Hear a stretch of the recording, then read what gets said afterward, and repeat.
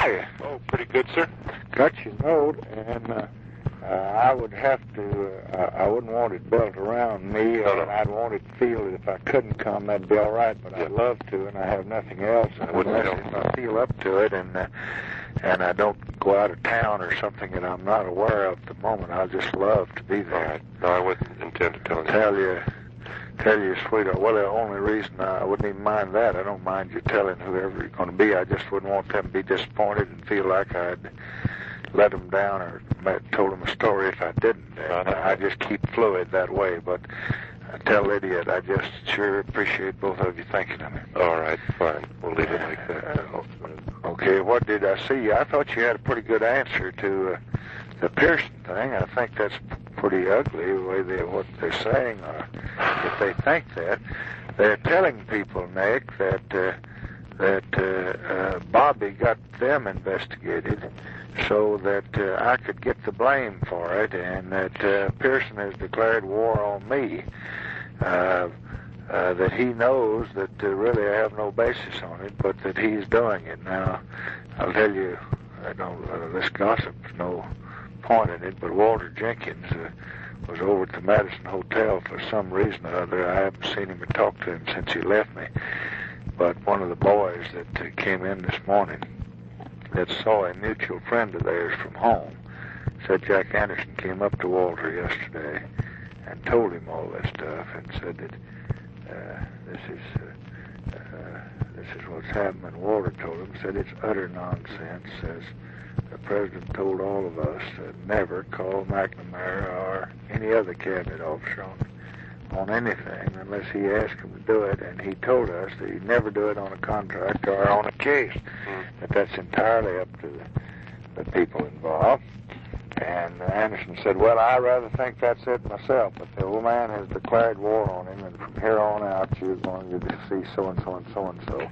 And said, I think it's a frame-up by Bobby getting it started, and then he's going to blame it on the president, whom I really like. Now, we know that it was the observation of the boy that on the staff told us that Walter had thought that Anderson was just making a big talk, hoping that would get to us. That is his way of sending us a message. Plus, Bobby's never said anything about it, one or the other.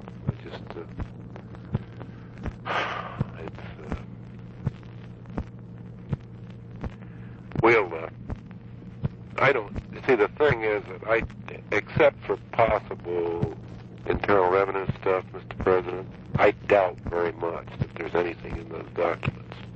I'm having them reviewed on the Dodd thing. Yeah. So I figure, in a sense, it's a losing battle because they're going to sit there insisting there is stuff, and it's going to be hard to win if there just isn't anything to investigate.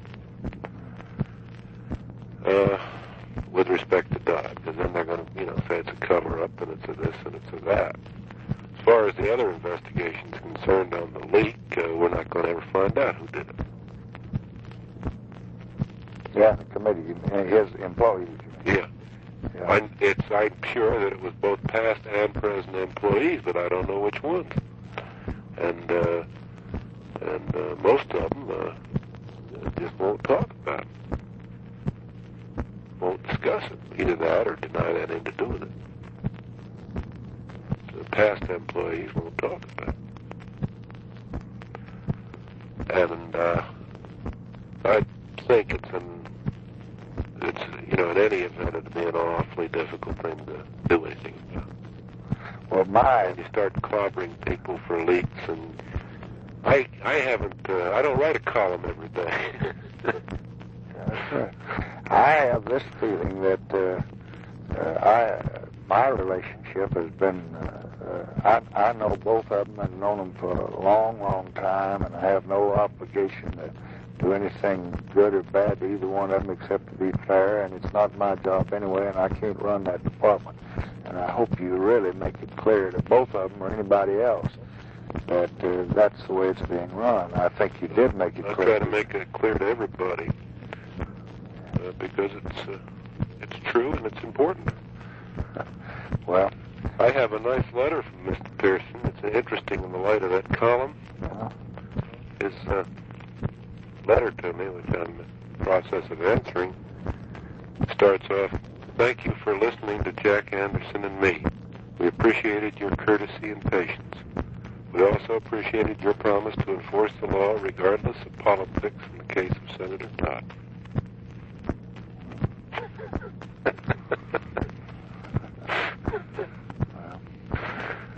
I thought he was like the way they wrote the column. I thought he was a little unfair, though, to cut me in there and spare it. It's kind of the way... You know, that never even came up in the conversation.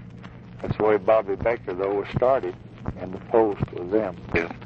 And it just keeps adding, and pretty soon it becomes an image, and pretty soon Dodd, because Dodd was called down there and told, just like Bobby was told, and just like Shriver was told, that he wouldn't be on the ticket. Why, that's that. But I've been in Pearson's home, and I've never been in Dodd's. I've been associated with Pearson a good deal more than I ever have with Dodd. But it's a kind of McCarthy-style thing. Didn't you think so, the last paragraph? Yes, sir, because, one, it never came up in the conversation. I mean, the paragraph just before that, I guess, where he says, I denied that there'd been any White House pressure or something like that. Of course, he never even raised this in the conversation with me. Of course, if he had said it, I would have denied it, because it wasn't true. I would also have denied that you handed me $10,000 cash. You know. Well, don't, if I do, send me a note, promissory note. Okay, thank you a lot, Nick, and I'll be seeing you. I think we'll be all right on that. I suppose there's a couple more columns, but I don't. I wish you, through Rosendahl and the rest of them, would make it abundantly clear that not only has no one, the president, or no individual connected with him ever had anything, but from the day he became president, that order's been out to applies to you and the Attorney General Kennedy, and you as acting, and you now, and it just doesn't happen. And the only time anything's ever discussed is the president repeats it. If anybody ever called you up in the White House, you call him. And he has not done it himself, and he doesn't do it. And see that those people know it, so they don't get to be martyrs thinking that we're punishing them, because Pearson's always felt that way. All right, sir, I'll keep putting it out, not as a statement, but just making sure reporters know that. That's good. Yeah, okay, sir.